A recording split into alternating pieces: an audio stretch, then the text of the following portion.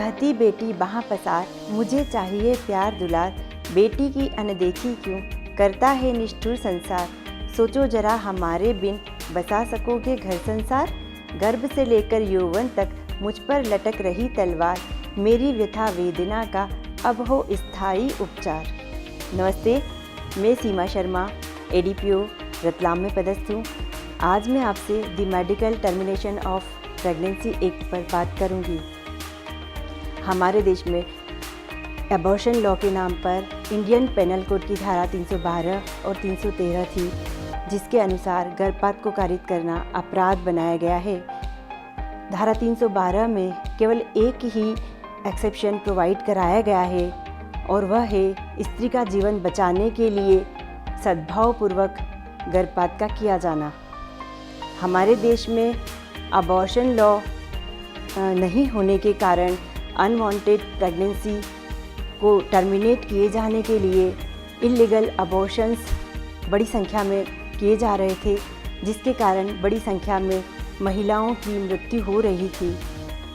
इसलिए भारत सरकार ने एक अबॉर्शन कमेटी का गठन किया, जिसने 1966 में अपनी रिपोर्ट सबमिट की और एक स्पेशल लॉ की ज़रूरत बताई। उसके बाद में the medical termination of pregnancy act 1971 अस्तित्व में आया। इस एक्ट की सेक्शन 3, 4 एंड 5 इम्पोर्टेंट है। सेक्शन 3 बताता है कि किन परिस्थितियों में किसके द्वारा और किस अवधि तक के गर्भ का समापन किया जा सकता है। 12 सप्ताह तक के गर्भ का समापन एक रजिस्टर्ड मेडिकल प्रैक्टिशनर के द्वारा किया जा सकता है। 12 सप्ताह से ऊपर लेकिन 20 सप्ताह तक के गर्भ का समापन 2 रजिस्टर्ड मेडिकल प्रैक्टिशनर्स के द्वारा किया जा सकता है। अब हम देखेंगे कि किन परिस्थितियों में गर्भ का समापन किया जा सकता है।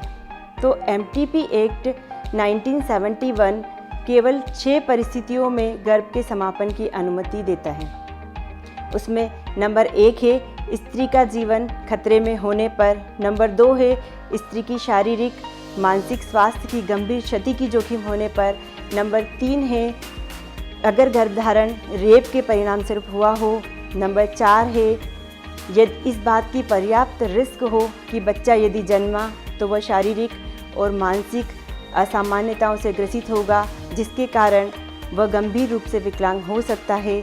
नंबर 5 है विवाहित जोड़े के द्वारा बच्चों की संख्या सीमित रखे जाने के लिए इस उद्देश्य से जो युक्ति या व्यवस्था अपनाई गई थी उसके फेलियर के परिणाम स्वरूप जो गर्भधारण होता है। और लास्ट है वास्तविक या उचित रूप से पूर्वानुमेयी परिस्थितियों के कारण स्त्री के स्वास्थ्य की जोखिम हो। इन 6 परिस्थितियों में से कोई भी एक परिस्थिति है तो गर्भ का समापन वैध है, अदरवाइज वो अपराध है। यही सेक्शन कहता है कि गर्भवती स्त्री की सम्मति के बिना गर्भपात नहीं किया जाएगा, और यदि स्त्री माइनर है या मेंटली इल है तो ऐसी स्थिति में उसके गार्डियन की लिखित सम्मति से ही गर्भ का समापन किया जाएगा। अब सवाल ये उठता है कि यदि वो माइनर भी है और मेंटली इल भी है लेकिन उसका कोई गार्डियन नहीं है, ऐसी स्थिति में किसकी सम्मति से गर्भ का समापन किया जाएगा। तो यहाँ मैं स्पष्ट कर दूँ कि सामान्य तौर पर जिनका कोई गार्डियन नहीं होता है उनका गार्डियन स्टेट होती है, लेकिन स्टेट की पावर सीमित होती है।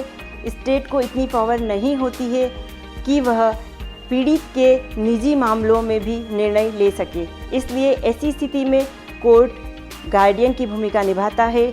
इस संबंध में पेरेंट्स पैट्रियाई डॉक्ट्रिन है, जिसके अनुसार कोर्ट गार्डियन की भूमिका निभाता है और कोर्ट को ये अथॉरिटी है कि वह पीड़ित के बेस्ट इंटरेस्ट को ध्यान में रखते हुए उसके हित में निर्णय ले सके। पेरेंट्स पैट्रियाई जुरिस्डिक्शन को जब कोर्ट एक्सरसाइज करती है तब कोर्ट 2 स्टैंडर्ड्स पे काम करती है। पहला है बेस्ट इंटरेस्ट टेस्ट और दूसरा है सब्स्टिट्यूटेड जजमेंट टेस्ट।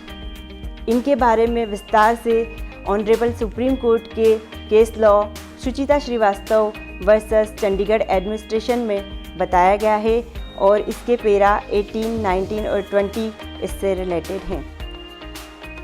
अब हम देखेंगे कि गर्भ का समापन किन स्थानों पर किया जा सकता है। इस संबंध में सेक्शन 4 प्रोविज़न करता है कि सरकार के द्वारा स्थापित या सरकार के द्वारा चलाए जा रहे अस्पतालों में गर्भ का समापन किया जा सकता है। सरकार या सरकार द्वारा इस संबंध में गठित जिला स्तरीय समिति के द्वारा इस एक्ट के प्रयोजन से अनुमोदित स्थान पर भी गर्भपात किया जा सकता है। अब सेक्शन 5 जो है वो सेक्शन 3 और 4 का एक्सेप्शन भी है और पिनल सेक्शन भी है।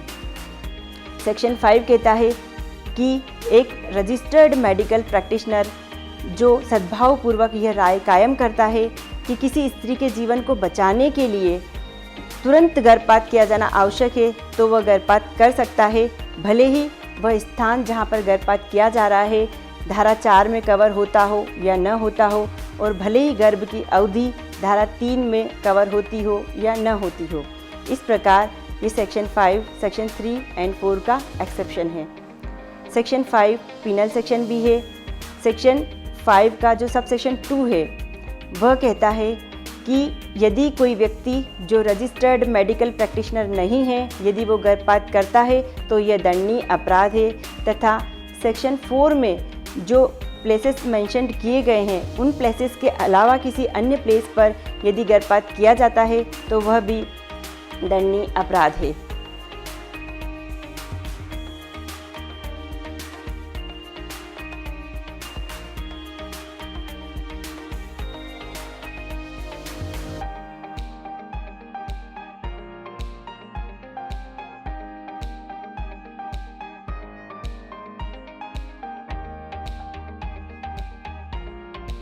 इस एक्ट में अपराधों के संज्ञेय, अजमानती, जमानती होने तथा ट्रायल और इन्वेस्टिगेशन के संबंध में कोई प्रोविजंस नहीं है, इसलिए सीआरपीसी एप्लीकेबल होगी और सीआरपीसी के सेकंड शेड्यूल के अनुसार इस धारा 5 के अपराध संज्ञेय होंगे और अजमानती होंगे, तथा सीआरपीसी की सेक्शन 4(2) की लाइट में इन्वेस्टिगेशन और ट्रायल के संबंध में सीआरपीसी एप्लीकेबल होगी।